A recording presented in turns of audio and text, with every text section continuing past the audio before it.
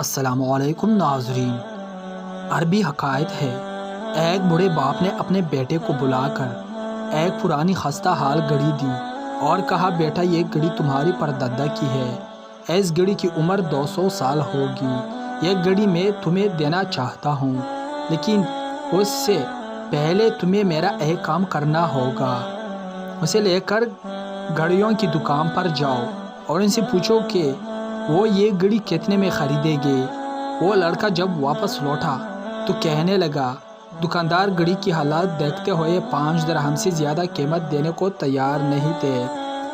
کہا، آپ اسے وہاں لے جا کر بیچنے کی خواہش کا اظہار کرو جہاں نوردات فروخت ہوتے ہیں۔ وہ لڑکا جب وہاں سے واپس آیا تو بولا، وہ لوگ 5000 درہم دینے کو تیار ہے۔ یہ سن کر وہ شخص بولا، آپ اسے عجائب گھر لے جاؤ اور فروخت کرنے کا ارادہ ظاہر کرو۔ لڑکے نے واپس آ کر کہا، وہ لوگ اسے 50,000 درہم میں خریدنے کو تیار ہے۔ یہ سن کر اس بوڑھے شخص نے بیٹے کو مخاطب کیا اور کہا، بیٹا گھڑی کی قیمت لگا کر میں تمہیں سمجھانا چاہتا تھا، اپنی ذات کو ایسی جگہ ضائع نہ کرنا جہاں تمہاری قدر و منزلات نہ ہوں۔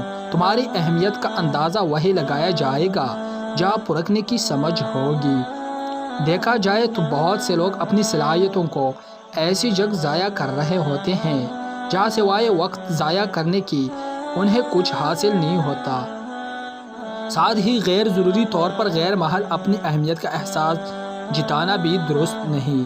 استاد محترم فرمایا کرتے تھے، اپنی صلاحیتوں کو اور اپنی صلاحیتوں کی خوبیوں کو صحیح سمیت استعمال کرو، ایسی جگہ خود کو مت تکاؤ جہاں بدلے میں سوائے تھکاوٹ کے کچھ حاصل نہ ہو۔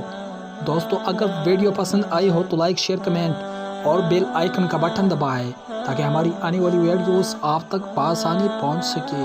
خدا حافظ۔